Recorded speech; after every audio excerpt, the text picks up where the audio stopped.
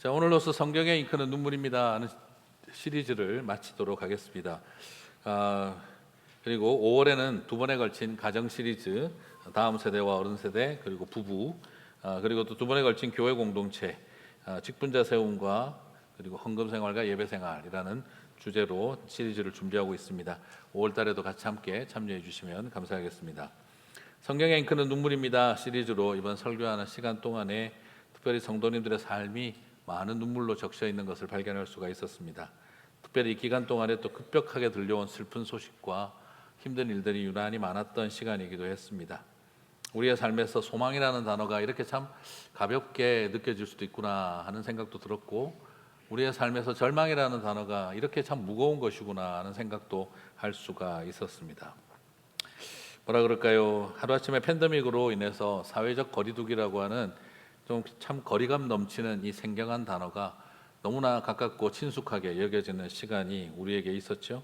이런 것처럼 강 건너 불 보듯 하듯 누가 돌아가셨다, 부모님이 아프시다, 사고가 났다, 아이가 아프다, 이런 이야기들을 우리가 먼 발치에서 봤는데 이제 내 발등상에 떨어진 불처럼 여겨진 때가 되면 어떻게 동동거리고 뭘 해야 될지 알 수 없는 우리의 나약함을 볼 수도 있습니다.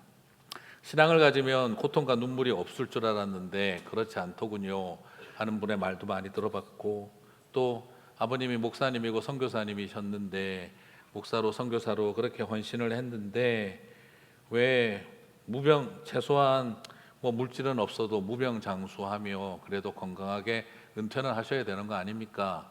그런데 왜 이런 병에 걸려서 이렇게 빨리 고통을 당하셔야 되는지 모르겠습니다 하는 절망 어린 이야기들도 듣습니다. 그래서 어떤 분은 그런 이야기도 하더라고요. 이상하게 기독교는 조폭들보다 못한 것 같다. 큰형님을 대신해서 감옥에 갔다 오면 집안도 챙겨주는데 기독교는 하나님을 위해서 삶을 던져도 별로 잘 관심이 없다. 조폭보다 못하다. 이런 말을 하는 사람도 들었고요.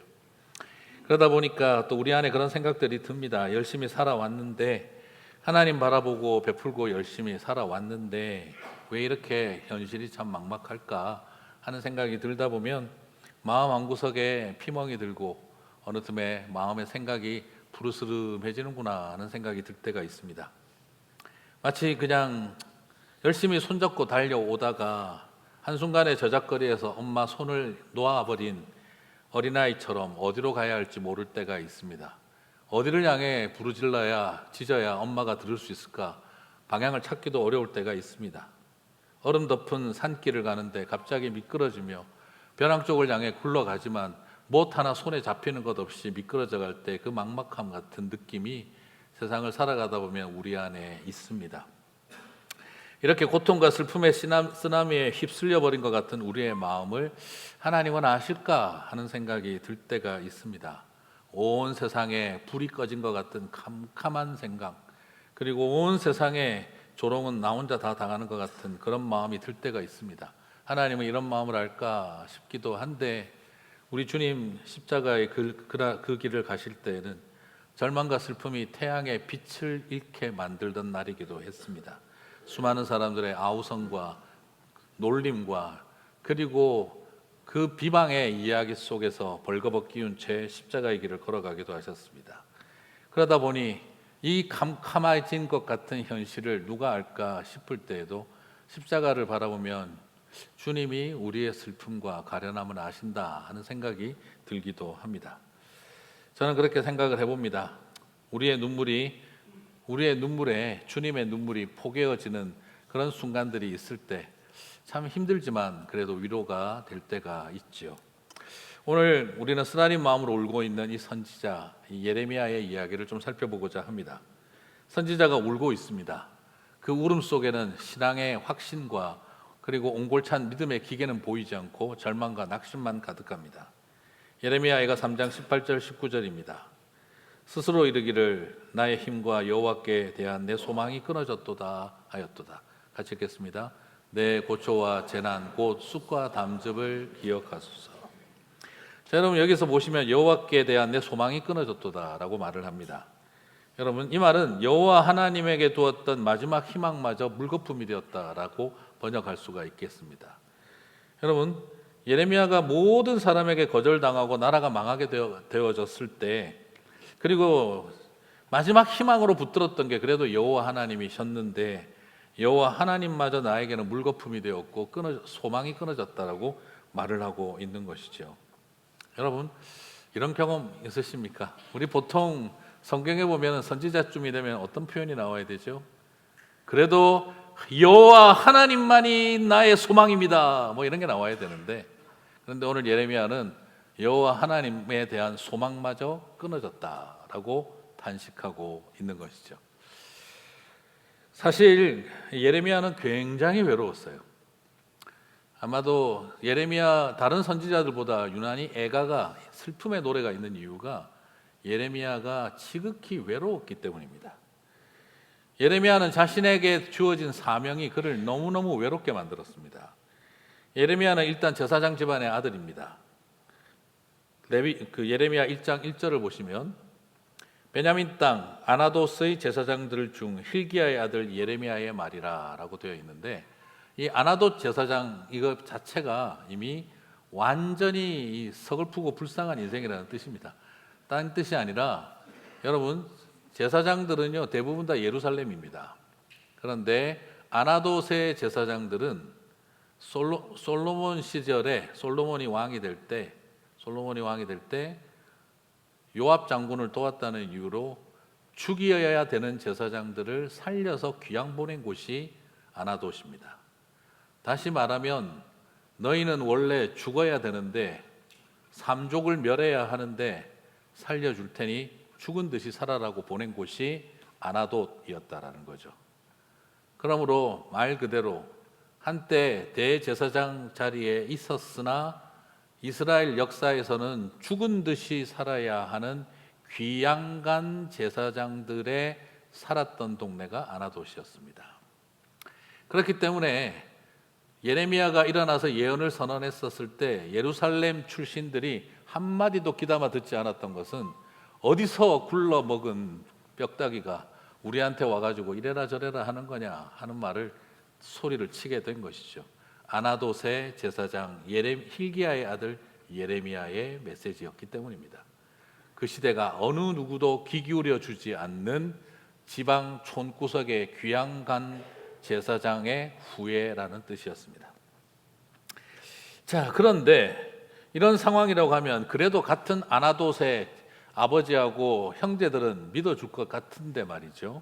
그런데 예레미야는 자신이 받은 그 사명 때문에 자기 동네 형제들에게도 완전히 외로워야 했습니다. 예레미야 12장 6절을 봅니다. 같이 읽겠습니다. 내 형제와 아버지의 집이라도 너를 속이며 내 뒤에서 크게 외치나니 그들이 내게 좋은 말을 할지라도 너는 믿지 말지니라. 네 아버지가 비록 제사장이고 네 집안의 형제들도 다 제사장들이지만 전부 다 너를 속이고 있다. 뒤에서는 말이다, 너를 향해서 험담을 소리 질러대고 악담을 하고 있으면서도 앞에 와가지고는 좋은 말을 하니 그들을 믿지 마라 라고 하나님이 말씀하고 계신 거예요. 여러분, 아나돗 출신이라 아무도 들어주지 않는데 같은 집안의 아버지하고 형님들조차 자기를 속이고 뒤에서는 뒷담화 잔치를 하고 온갖 후욕과 비방을 당하면서도 앞에 와서는 좋은 말로 포장을 하니 너는 그들을 믿지 마라 라고 하나님이 말씀하실 지경이었습니다. 우리 앞으로 어떻게 해야 될까요? 목사님 좋아요 하면 믿어야 할까요? 말아야 할까요? 하는 이런 말과 같은 느낌이에요. 여러분, 이 말을 들었었을 때 예레미야는 할렐루야 땡큐 하나님 이제 앞으로 속지 않겠습니다 이랬을까요? 아니면 차라리 말을 해주시지를 말지 싶은 생각이 들었을까요? 예레미야가 이 말을 들었을 때 그래 이제 나 앞으로 사람한테 안 속는다 이런 담대한 마음이 들었을까? 아니면 부모도 형제도 다 헛되구나, 제사장 집안의 아들들이면 뭐하고 아버지가 제사장이면 뭐하나 하는 그런 절망이 오히려 예레미야의 마음속에는 밀려오지 않았을까요? 그러면 그래도 집에 가면 그래도 아내가 있고 아이들이 힘내라고 격려해 주겠지. 아빠 힘내세요 해주지 않을까 싶은데, 여러분, 예레미야는 평생을 독신으로 살아라는 명령을 받아야 했습니다. 사명 때문에. 예레미야 16장 1절에서 2절입니다. 여호와의 말씀이 또 내게 임하여 이르시되, 같이 읽겠습니다. 너는 이 땅에서 아내를 맞이하지 말며 자녀를 두지 말지니라. 그러면 뭐 저 땅에서는 맞았겠네요, 이렇게 또 생각하시지 마시고요. 네, 이 말은 그냥 이 땅에서 너희는 앞으로 너는 혼자 살아라. 어차피 외로운 사명 감당하다가 동족에게 살해당할 것인데 너는 그냥 외로이 살아라. 하나님께서 사명 때문에 혼자 외로이 살다가 죽으라는 삶으로 이끌어 주셨습니다. 여러분, 나도 예레미야처럼 시대의 슬픔과 아픔을 안고 선지자로 살겠다 손들어 보고 싶으신 분, 벌떡 안 들어지실 것 같습니다. 여러분, 이것은 인간적으로 철저하게 외롭고 고독의 길을 걸어가는 여정이었습니다. 이사야 선지자의 길은 저도 가고 싶습니다. 그렇지만 예레미야의 길을 가라 그러면 주님, 아무 누구도 쉽지 않았을 것 같습니다. 하나님은 그의 입술을 사용하신 것이 아니라 버림받음의 고통과 배척당함의 절망, 그리고 후욕과 비방, 그리고 심지어 가정 안에서조차 존중을 받을 수 없었던 그 깊은 외로움, 그래서 흘릴 수밖에 없었던 쓰라린 눈물을 주님은 사용하셨다는 것이죠. 아버지에게 버림받고 형제에게 배신당하고 망명당해서 끌려간 아나도 땅에서조차 인정받을 수 없었던 그는 아내도 자녀도 가질 수 없는 외로움 속에 그는 자신의 사명을 감당해야 했다는 것이죠. 이런 공경 속에서 그가 울었습니다. 오늘 그의 이야기는 심지어 위대한 고백이 담긴 내용도 아닙니다. 내가 여호와께 대한 소망이 끊어졌도다 라고 하는, 내가 여호와 하나님에 대한 소망만 남았다라고 해도 하나님께서 쓰실까 말까 싶은데, 오늘 오히려 예레미야는 나는 하나님에 대한 소망마저 다 끊어졌다라고 하는 그의 눈물의 고백을 향해서 주님은 여전히 함께하고 계셨다는 것입니다. 성경의 잉크는요, 위대한 대서사를 노래하는 선지자의 호탕한 웃음과 하나님의 나라를 향한 위대한 대서사적인 표현을 통해서만 나타나는 것이 아닙니다. 나는 이제 하나님에 대한 소망마저 끊어져 버렸다라고 절망하는 선지자의 눈물도 하나님은 당신의 나라의 스토리로 사용하시는 줄 믿습니다. 사랑하는 성도 여러분, 이것이 오늘 저와 여러분에게 위로가 되시기를 바랍니다. 힘들고 어려운 자리 억지로 나는 그래도 나는 주님을 향한 소망을 붙듭니다. 그렇게 외칠 수 있어야만 하나님의 이야기가 시작되는 것이 아니라, 하나님, 이 답없는 아들, 딸 붙들고 30년을 기다렸습니다. 이 답없는 배우자를 붙들고 40년을 붙들었습니다. 하나님에 대한 소망마저 끊어졌습니다 하는 자리에서 내가 흘린 눈물도 하나님의 이야기가 쓰여질 잉크가 되게 하실 줄 믿습니다. 그러므로 절망적이고 힘들 때 여러분, 하나님, 나 소망마저 끊어졌어요, 당신에 대한 소망마저 끊어졌어요 라고 기도할 때 주님은 저와 여러분을 향해 저주하고 화를 내시는 분이 아니라 같이 그 눈물과 함께하여 주실 줄 믿습니다. 오늘 그것이 저와 여러분의 소망이 되시기를 주님의 이름으로 축복합니다. 얼마나 힘들었는지 여기서 예레미야는 자신의 고통을 쑥과 담즙이라고 은유로 나타내고 있습니다. 한 번 더 18절 19절 볼까요? 스스로 이르기를 내 힘과 여호와께 대한 소망이 끊어졌도다 하였도다. 내 고초와 재난 곧 쑥과 담즙을 기억하소서.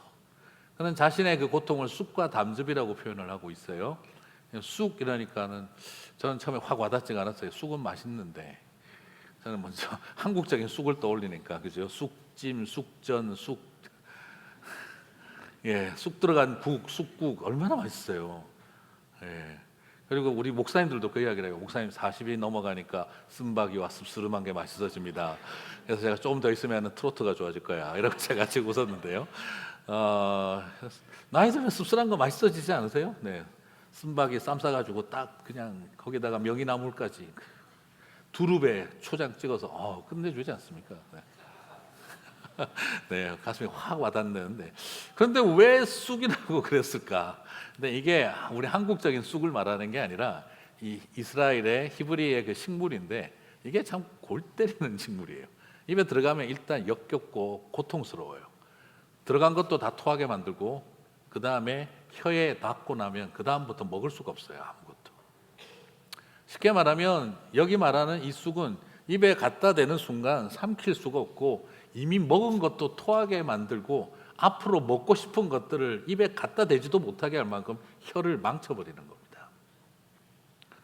그러므로 지나간 것 다 토하고 들어올 것 토하고 지금 아무것도 못하게 만들어버리는 것이죠. 담즙이라고 되어 있는데 담즙도 몸에 좋은 건데 또 이상한 쪽으로 자꾸 생각하시면 안 됩니다. 쓸개즙이 얼마나 몸에 좋은 건데가 아닙니다. 지금 여기서 말하는 담즙은 원어적으로는 뱀의 독을 말합니다. 온몸의 사지가 뒤틀리고 마비가 되는 상태를 말하는 것이죠. 오늘 예레미야는 자신에게 닥쳐진 이 고통과 아픔이 뱃속에 들어간 것 다 토하게 만들고 앞으로 먹어야 할 것들 먹지 못하게 만들며 온몸을 뒤틀리게 하고 마비를 일으키는 뱀의 독 같은 것으로 그는 묘사하고 있습니다. 선지자는 이 고통을 그러면 어떻게 말하냐? 오늘 하나님에 대한 소망이 끊어진 이 고통의 기억을 주님에게 돌리고 있습니다. 오늘 19절은 기도인데 기억하소서 내 쑥과 담즙을 주님이 기억하소서 Remember 하고 외치고 있어요. 이것은 2인칭 명령법을 쓰고 있습니다. 그가 얼마나 속이 터지고 답답했는지 하나님을 향해 2인칭 명령법을 사용하면서 주님 기억해 라고 외치고 있는 것입니다. 물론 다르게 표현하자면 2인칭 명령법이지만 그것은 인간의 강력한 탄원을 표현하는 묘사법, 문학적인 특징이기도 합니다. 어떤 심정이겠습니까? 하나님, 내가 살아온 것 아시지 않습니까? 이렇게 겪어야 하는 쑥과 담즙 같은 내 모든 것들을 토해버릴 것 같고 앞으로 어떤 것도 먹을 수 없을 것 같고 사지가 뒤틀리고 온몸이 마비가 되는 것 같은 이 고통은 주님이 기억하셔야 됩니다. 왜 나만 기억합니까? 왜 나만 그 기억을 안고 살아야 합니까? 하나님이 기억하셔야 합니다. 반드시 기억하셔야 됩니다. 내가 당하는 이 뒤틀리는 고통을 주님은 잊으시면 안 됩니다 라고 그가 선언하고 있는 것입니다. 사랑하는 성도 여러분, 감히 어떻게 그런 기도를 드릴 수가 있나? 아닙니다. 주님은 저와 여러분에게 그 기도를 하라고 하시는 것입니다. 사랑하는 성도 여러분, 오늘 저와 여러분이 이 이야기를 통해 배웠으면 합니다. 주님 앞에 나아갈 때 여러분의 고통의 기억을 하나님에게 이식하는 기도를 드리시게 되기를 바랍니다. 내 몸에만 이 뒤틀리는 고통을, 내 몸에만 마비가 되는 고통을 나만 겪고 알아가야 되는 것이 아니라 이 모든 고통을 주님이 기억하십시오 하고 기도하라고 우리들에게 가르쳐주고 있는 것입니다. 사랑하는 성도 여러분, 그렇습니다. 기도에서 가장 중요한 믿음의 기도 중에 은혜가 하나 있다면 내 고통의 기억을 주님에게 이식하는 기도입니다. 오늘 이 기도를 꼭 배우게 되시기를 바랍니다. 내 믿음의 싸움은 트라우마로 남을 기억을요 하나님에게로 이식하는 것입니다. 내 인생의 뱀독 같은 그 뒤틀리는 고통을 주님의 기억 속으로 우리가 이식하는 것입니다. 그것이 바로 하나님의 가슴 속으로 이식하는 기도입니다. 예수님의 십자가를 향해 이식하는 기도입니다. 주님이 기억해 달라고 우리의 고통을 이식하는 기도를 주님은 저와 여러분에게 할 수 있는 은혜를 허락하신 줄 믿습니다. 예레미야의 기도, 쑥과 담즙을 기억하소서, 십자가를 통해 저는 응답받은 줄 믿습니다. 그렇습니다. 이 우리의 쑥과 담즙을 주님이 어떻게 기억합니까? 아닙니다. 십자가에서 다 기억하신 줄 믿습니다. 사랑하는 성도 여러분, 그러므로 말씀드리고 싶습니다. 믿음은 고통을 없애는 것이 아니라 고통의 주체를 바꾸는 것입니다. 내가 고통의 기억을 안고 살아왔는데 믿음은 이 고통의 기억을 주님의 기억으로 바꾸는 것입니다. 나의 기억을 주님의 기억으로, 나의 고통의 기억을 주님의 고통의 기억으로 바꾸는 능력, 그것이 우리에게 허락하신 새로운 기도의 능력입니다. 이게 말이 됩니까 싶지만 말이 됩니다. 예수 그리스도께서 십자가에서 우리의 모든 쑥과 담즙을 다 담당하셨습니다. 우리가 기억하소서 부르짖을 때에 주님은 기억 이미 하신 줄 믿습니다. 사랑하는 성도 여러분, 힘들고 어려울 때 너무 고상하지 마십시오. 괜찮아요. 주님, 내 쑥과 담즙을 주님이 기억하셔야 합니다. 내 자녀 때문에 가슴 속에 품었던 그 뱀독 같은 고통을, 내 배우자 때문에, 내 사랑하는 사람 때문에 내가 사지가 뒤틀리는 것 같은 고통을 안고 참아왔던 기억을 주님이 기억하셔야 합니다 할 때 우리 주님 담당해 주시는 줄 믿습니다. 자, 그런데 희한한 거는요, 우리가 이렇게 이식을 하고 나면 19절에서 기억하소서 하면 고통의 기억의 주체를 내가 아니라 고통의 기억의 주체가 주님으로 바뀌는 거잖아요. 그런데 참 희한한 건 사람이 그렇게 하고 나서 또 자기가 가져온다는 거예요. 여러분, 이게 어렵지 않고 우리 많은 성도님들이 그래요. 새벽 기도 와가지고 십자가 앞에 내려놓습니다 해놓고 집에 갈 때 다 들고 가세요. 네. 십자가에 못 박습니다 박아놓고 나중에 열심히 빼고 계세요. 집에 가져가야 되니까. 참 보고 있으면 안타깝지만 우리 대부분 다 그래요. 네. 예전에 시골에 내려갈 때 할머니 한 분이 막 짐을 들고 막 가시길래 할머니 타세요, 모셔다 드릴게요 했더니 타시고서 계속 짐을 들고 계신 거예요. 아니, 그 내려놓으시지 왜 그러세요? 아유, 몸도 태웠는데 공짜로, 짐까지 어떻게 공짜로 태우는 거예요? 아무 의미 없는 이야기죠. 근데 계속 짐을 지고 계신 거예요. 근데 이게 너무 우습지만 우리가 교회 와서 신앙생활하면서 그래요. 주님, 아유, 나를 구원해 주셨는데 어때 쑥과 담즙까지 드립니까? 이러고 지고 있는 거예요. 십자가 앞에 내려놓는다고 맨날 내려놓고 집에 갈 때 다 챙겨서 다시 마음에 담아두고 가는 인생이 우리의 모습이잖아요. 오늘 주님 기억하소서, 기억 이식을 선언하는 기도를 드리고 난 다음 3장 20절에 예레미야는 다시 이렇게 말합니다. 같이 읽겠습니다. 내 마음이 그것을 기억하고 낙심이 되오나. 아니, 기억을 넘겼으면 됐지 왜 또 마음이 그걸 기억을 해요? 그런데 여기서 나오는 마음이 좀 독특한 표현인데 앞에 21절도 마음이 나오는데 20절의 마음은요, 네피시라고 그래서 어원적으로는 이게 목구멍이라는 뜻이에요. 삼키면 떨어지잖아요, 그렇죠? 삼키면 떨어지는 감정입니다. 그래서 마음이지만 감정을 말할 때 네피시라는 말을 써요. 그래서 성경에 나오는 표현이 마음이라고 우리 한글 번역은 다 똑같이 되어 있는데 네피시가 되어 있을 때는 내 감정이라는 겁니다. 마음의 감정적 영역을 말해요. 내 감정이 그것을 기억하고 낙심이 되오나. 여러분, 이 감정은 어떤 거냐 그러면 고통을 느끼는 자입니다. 고통을 자기가 느끼는 자예요. 그래서 내가 기억을 하나님께로 이식을 해놓고도 트라우마가 되지 않게 이식을 선언해놓고도 내 감정은 기도를 해도 내 감정은 자꾸 고통에 대한 이상한 주권의식을 가지고 있어요. 저는 이것을 인간의 마음이 가지고 있는 고통에 대한 과도한 주권의식이라고 설명을 하는데 기도하고 하나님 앞에 올려드려 놓고도 내 감정의 영역은 계속해서 그것을 기억한다는 거예요. 기억을 이식시켜 놓고 나는 다시 마음의 기억이, 감정의 기억이 남는 거예요. 이성과 의지의 기억이 아닌 감정의 기억이 남기 시작을 해요. 용서합니다. 잊어버리겠습니다. 이제 툭툭 털어버리겠습니다. 말은 그렇게 하는데 주님 십자가 앞에 다 내려놓았습니다. 주님에게 맡깁니다. 내 슬픔과 분노 다 십자가에 못 박았습니다 라고 말을 하는데, 그런데 내 감정은 계속해서 그 상한 고통을 기억하고 있다는 겁니다.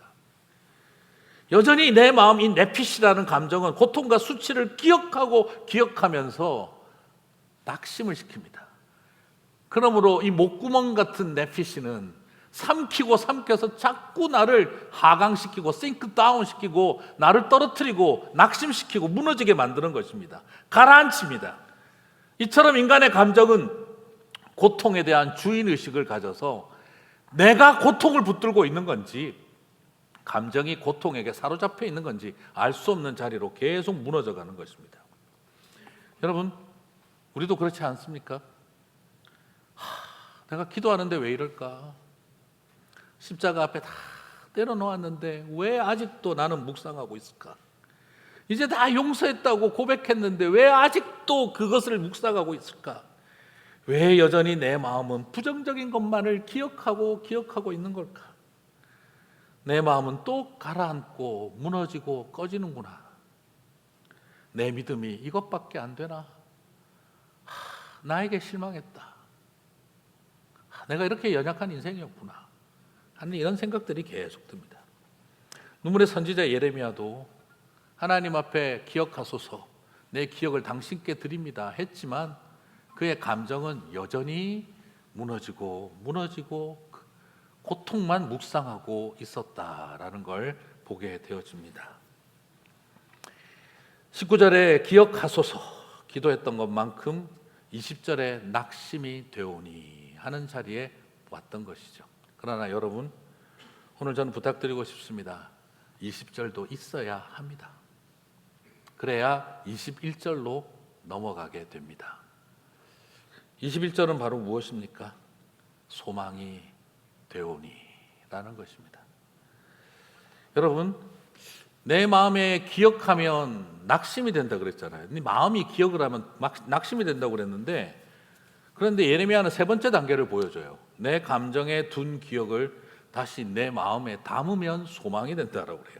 아니, 앞에 마음은 뭐고 뒤에 마음은 또 뭡니까? 앞에 마음은 낙심이 됐는데 뒤에 마음은 소망이 된대요. 자, 예레미야 애가 3장 21절을 봅니다. 이것을 내가 내 마음에 담아두었더니, 같이 읽겠습니다. 그것이 오히려 나의 소망이 되었어. 여러분, 참 재미나죠? 20절에서는 마음에 기억했더니 낙심이 됐다 그랬고, 21절에서는 내 마음에 담아두었더니 나의 소망이 되더라라고 말하고 있어요. 그러면 여기에 마음이 우리 한글로는 똑같지만 히브리어로는 다릅니다. 21절에는 레브라고 하는 마음이 사용되어졌는데, 의미상으로 한국말로 따진다면 심지, 마음이 단단하게 굳건하게 세워진 상태. 그래서 다시 말하면 이성과 의지를 결단하게 만들고 그것을, 고통을 느끼는 자아가 네펫이라고 한다면, 레브는 고통을 해석하고 재배치하는 자아라고 이야기를 해요. 그래서 이 레브의 마음에 담아두었더니, 이 말을 리콜 했다라는 거예요. 다시 역류시켰다는 거예요. 재배치시켰다는 거예요. 레브의 마음으로 다시 리콜을 시켰더니 오히려 낙심이 소망이 되더라라고 이야기를 하고 있는 것이죠. 여기서 굉장히 참 중요한 묘한 히브리어의 차이를 바라봅니다. 네페시는 기억을 함으로 우리를 낙심으로 이끌어가지만 그 감정은, 그러나 레브의 마음은 우리로 하여금 다시 재해석하게 함으로써 그 낙심됐던 마음이 소망으로 넘치게 만들어준다라고 하고 있는 것이죠. 여러분, 네피시는요, 배를 덮치는 차가운 파도와 같은 것이라고 한다면, 레브의 마음은 그 속에서 붙드는 배의 방향키와 그리고 그 키와 방향타를 말합니다. 네피시는 고통을 그대로 미러링 해주는 거울과 같은 것이라면, 오히려 이 레브는 고통을 다른 각도로 볼 수 있게 만들어주는 렌즈와 같은 것입니다. 우리에게 네페시는 나는 망했다, 나는 버림받았다, 나는 너무 슬프다 하는 감정으로 우리를 묶는다면, 레브는 고난을 통해 날 만드심을 보내 고통 중에 즐거워하며 오히려 내가 위로를 받으니 여호와의 이름이 찬송을 받으실지어다 라고 우리를 노래하게 만드는 역할이 레브의 마음이 하는 것이라는 거죠. 그러므로 네페시에 빠졌던 기억을 다시 리콜하여 레브의 마음으로 보내게 되면, 재배치하게 되고 재해석하게 되어지면, 그때는 우리에게 낙심이 소망으로 바뀐다라고 오늘 예레미야는 보여주고 있는 것입니다. 사랑하는 성도 여러분, 신앙은 낙심이 없고 소망이 가득한 삶을 말하는 것이 아니라 낙심이 소망이 되게 만드는 은혜가 우리에게 믿음의 역사인 줄 믿습니다. 사랑하는 성도 여러분, 예레미야 애가 3장은 그래서 고통의 기억을 지워버리라고 말하고 있지 않습니다. 다만 고통의 기억의 주인을 바꾸라. 그리고 당연히 우리의 감정은 그 고통의 기억을 계속 가져서 낙심하게 이르겠지만, 그러나 그 낙심의 자리에서 다시 레브의 마음으로 우리가 리콜할 수 있다면 우리의 고통의 기억, 낙심을 주었던 고통의 기억은 오히려 소망이 될 것이다. 사랑하는 성도 여러분, 19절만 있어도 안 되고요, 20절도 있어야 합니다. 그러나 20절에 머물러만 있으면 또 안 되죠. 21절로 가야 하는 것입니다. 안타까운 건 사탄은 우리로 하여금 자꾸 20절에 머무르게 만듭니다. 그런데 또 안타까운 것은 우리 기독교인들은 20절을 바이패스하고 바로 21절로 가라고 합니다. 근데 그렇지 않아요. 사람은 주님이 기억하소서를 외친다 하더라도 인간의 감정은 낙심할 수 있는 겁니다. 이상한 게 아니에요. 그 시간이 필요한 겁니다. 그러나 너무 오래 있으면 안 됩니다. 그 낙심이 소망이 되는 랩으로 다시 내 마음을 재해석하고 재배치해야 하는 것이죠. 이 단계를 거쳐가면서 하나님 앞에 소망이 끊어졌다라고 혼잣말 하던 예레미야가 오직 소망은 주님에게 있음을 고백하게 되어지는 은혜가 저와 여러분에게 함께할 줄 믿습니다. 그러므로 우리 서로 너무 우울하지 말고 강요하지도 말고, 그렇다고 또 너무 오래 머물러 있지도 말고, 당연히 그 여정을 거쳐가며 하나님 앞에 서게 되시기를 바랍니다. 그렇게 고통의 기억의 주인을 바꾸고 고통의 기억을 재해석하고 나면 이제 그러면 우리에게 어떤 은혜가 주어지겠습니까? 예레미야 애가 3장 22절 23절은 보여줍니다. 같이 읽겠습니다. 여호와의 인자와 긍휼이 무궁하심으로 우리가 진멸되지 아니함이니이다. 이것들이 아침마다 새로우니 주의 성실하심이 크시도소이다. 그러고 나면 바로 이스라엘 사람들이 가장 많이 부른 찬송이 나오는 겁니다. 여러분, 근데 이걸 보시면은요, 그 당시 지금 예레미야가 이 노래할 상황이 아니에요. 이때는 이스라엘이 벌써 망했어요. 유다가. 북이스라엘은 아수르에게 망했고 남유다는 바벨론에게 완전히 망했습니다. 성전은 다 무너졌습니다. 그런데 다 망했는데 그는 고백합니다. 그 절망 속에서 오히려 소망으로 삼고 나면 그때 우리는 알게 된다. 절대 온 성이 다 무너졌다 할지라도 우리는 진멸되지 않는다. 여호와의 성전이 다 파괴되었다 할지라도 우리는 진멸되지 않는다. 오늘날 기독교가 다 망한다 하더라도 우리는 진멸되지 않는다.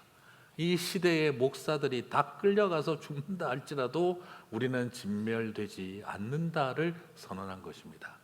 이 선언을 할 수 있었던 것은 낙심이 소망이 됐기 때문입니다. 그리고 그가 노래한 것이죠. 주의 인자는 끝이 없고 아침마다 새롭고 늘 새롭다. 여러분, 이 찬송 우리가 교회에서 그냥 너무 목가적으로 분위기 좋게 부르는 게 좀 너무 부러워요. 네, 그런데 그렇게 하면 안 돼요. 이게 그런 노래가 아니에요. 아침에 딱 일어났더니 와이프가 따뜻한 우유에 와플을 딱 굽고 그냥 거기에 직접 만든 딸기잼을 발라놓고 딱 내려와서 앉으니 아들하고 딸이 와서 아빠 어제 수고 많았지. 그리고 아침 햇살이 창문을 보니 햇살이 쫙 들어오는데 밖을 나가서 딱 쳐다보니 가드닝을 끝내주게 하고 꽃들도 피어있고 햇살이 비치는 걸 보면서 아침마다 새롭고 늘 새로우니 주의 성실이 금이라 성실하신 할렐루야. 이게 아니에요. 이게 오늘 이 분위기는요, 망해버린 나라 살려보겠다고 죽어라 뛰어다니다가 형무소에 갇혀서 밤새도록 고문당하고 아침에 일어서서 쇠창살에 들어오는 햇살을 바라보면서 주의 인자는 끝이 없고 아침마다 새롭고 늘 새로우니 그 주의 성실함이 큼이라. 유관순 열사가 불렀을 만한 노래가 바로 오늘 주의 인자는 끝이 없고의 노래라는 것입니다. 사랑하는 성도 여러분, 형편이 좋고 그냥 기가 막히게 커피 한잔 할 수 있을 만한 삶의 여유가 있기 때문에 아침마다 새롭고가 아니라 오늘 죽기 아니면 살기로 살아가야 되어지는 그 자리에 따사로운 햇살조차 느낄 수 없이 그렇게 치열하게 새벽부터 뛰어야 하지만 아침마다 새롭고 늘 새로우니 그렇게 살아가는 우리의 이야기가 바로 오늘 예레미야의 이야기라는 것이죠. 저는 오늘 이 말씀을 가지고 여러 번 설교를 했었습니다.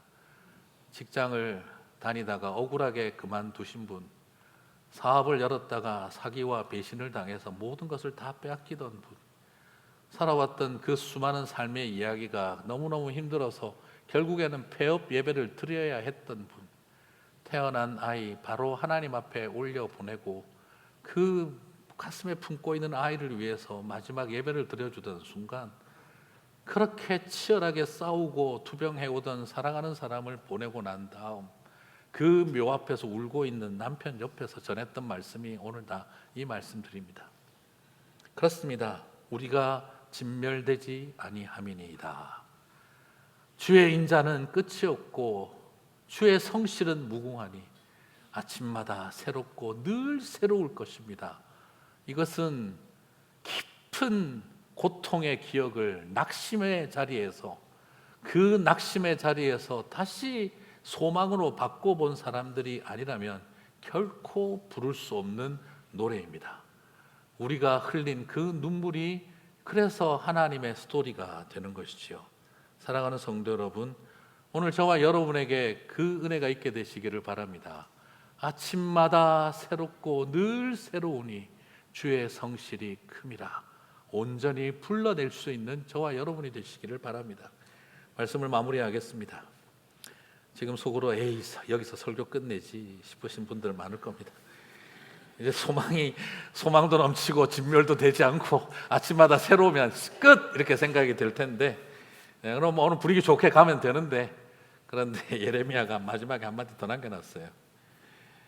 예레미야가 3장 25절 26절 그게 바로 주어지는 일이 아닙니다. 같이 읽겠습니다. 기다리는 자들에게나 구하는 영혼들에게 여호와는 선하시도다. 사람이 여호와의 구원을 바라고 잠잠히 기다림이 좋도다. 여러분, 기다려야 됩니다. 찾아야 하고. 그런데 여호와는 선하시도다. 사람이 여호와의 구원을 바라고 잠잠히 기다림이 좋도다. 사랑하는 성도 여러분, 오늘 이 말씀대로 그냥 이게 한순간에 다 쉽게 일어나면 누가 못하겠습니까? 그죠? 그런데 왜 이게 어렵습니까? 기다려야 하기 때문입니다. 장애를 가진 부모들은 잘 압니다. 주님, 내 쑥과 담즙을 기억하소서 했습니다. 그리고 또한 그러나 내 감정은 여전히 그냥 낙심으로 이끌어가는 것, 그걸 하나님 앞에 다시 한번 싸우고 이겨서 소망의 노래가 되어졌지만 죽을 때까지 기다려야 됩니다. 그리고 우리가 떠나고 난 다음에도 하나님이 하실 것을 바라봐야 하는 거죠. 여러분 다 우리 아시죠? 사람은 어떻습니까? 소망을 갖는다고 하루아침에 해결이 나느냐? 그렇지 않아요. 잠잠히 기다려야 합니다. 사랑하는 성도 여러분, 그 기다림에 지치지 마시기 바랍니다. 그 기다림 속에서 승리하시게 되기를 바랍니다. 누군가 저에게 물어봅니다. 목사님, 인간에게는 있고 AI에게 없는 게 뭐예요? 그래서 제가 가만히 생각하다가 AI가 못하는 게 있죠. 침묵. 침묵하면 돈을 못 버니까 경쟁에 망하니까. 네, AI의 침묵은 뻗은 거죠, 그죠? 네. AI가 하면 안 되는 것은 침묵, 그리고 망설임, 주저함, 그리고 기다림이 아니겠나 싶습니다. 사람이 할 수 있는 일은 기다려주는 것. 하고 싶은 말이 많은데 혹시 이 말이 상처가 될까 봐 침묵하는 것. 지금 당장 해주고 싶은데 이게 정말 도움이 될까? 김혜란 작가의 말처럼 삼키고 한 번 더 생각하고 주저하게 되는 그 망설임, 그것이 어쩌면 우리 시대에 사람이 줄 수 있는 답이 아닐까 싶습니다. 사람들은 자꾸 답을 원합니다.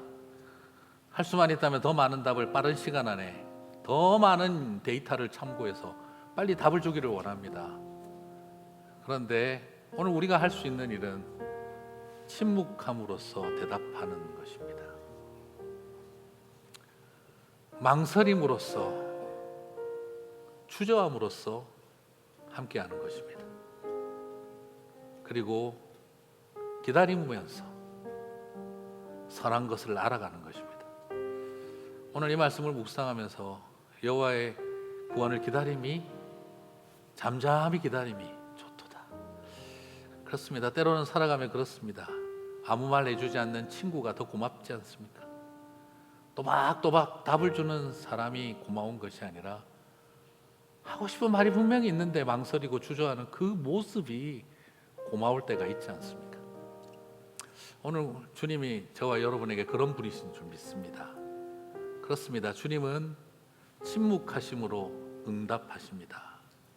엘리 엘리 라마 사박다니, 아무런 아버지가 대답을 안 하십니다. 침묵이 대답이었습니다. 때로는 주님은 부재하십니다. 그것이 임재입니다. 주님은 부재함으로 임재하십니다. 주님은 망설이고 주저하심으로 행동하십니다. 주님은 기다리심으로 우리에게 역사하십니다. 쉽지 않을 겁니다. 그러나 잠잠히 기다리시는 저와 여러분에게 우리 주님께서 분명히 좋은 것으로 그 하나님의 선한 것을 알게 될 줄 믿습니다. 사랑하는 성도 여러분, 우리의 눈물이 주님의 스토리가 될 날이 올 줄 믿습니다. 그날을 바라보며 나아가는 저와 여러분 되시기를 주님의 이름으로 축복합니다. 다 함께 자리에서 일어나셔서 찬양하고 기도하고 마치겠습니다.